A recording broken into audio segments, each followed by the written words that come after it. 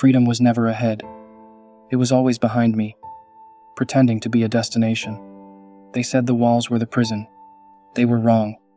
Walls are honest. They tell you where you can't go.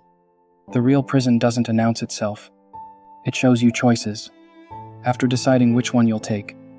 I used to think freedom meant movement, running, fighting, breaking something. But nothing breaks. When the future already remembers you, I saw it, not as a vision, not as a warning, as a memory. People think memories come from the past. That's comforting. It means the damage is already done. But what happens when the past borrows from the future? I didn't chase destiny. I recognized it. Every step forward felt familiar, like rereading a sentence I already hated. They call it determination. They call it willpower. That's how humans survive the truth. They rename inevitability, so they can live with it. I asked myself once, if this was really my choice. The question felt childish. Choice implies absence of knowledge. I knew.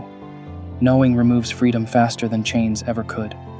People envy ignorance. They just don't admit it. Ignorance lets you hesitate. Hesitation lets you pretend alternatives exist.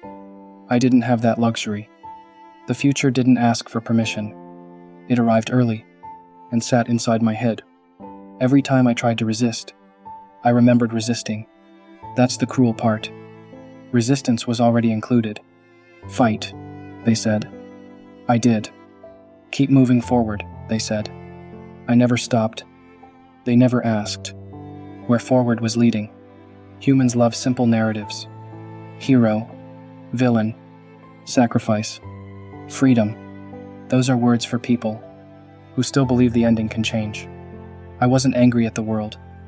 Anger assumes injustice. This wasn't unfair. It was precise.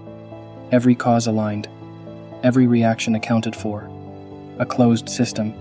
Perfectly cruel. They think the rumbling was the decision. They're wrong. The decision happened the moment the future became visible. After that, everything else was maintenance. You can't escape a path when you've already walked it.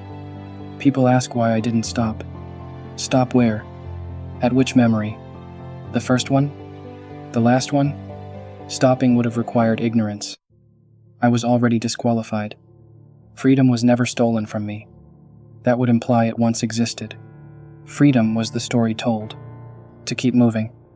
Movement keeps people quiet. They think monsters are born from hatred. That's another lie. Monsters are born from certainty. Hatred hesitates. Certainty proceeds.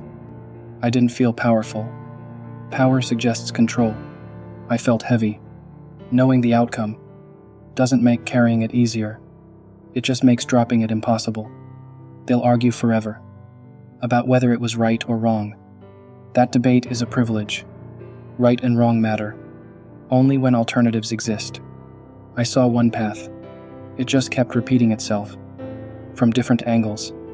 The past asked questions. The future answered them before I could. That's why freedom never came.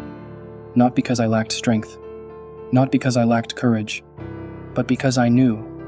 And knowledge is the most permanent cage humans have ever built. If freedom exists, it belongs to those who don't see ahead. Those who act without remembering the consequences first. I wasn't one of them. I kept moving forward, not to reach freedom, but because stopping was never part of the memory, and memories don't forget.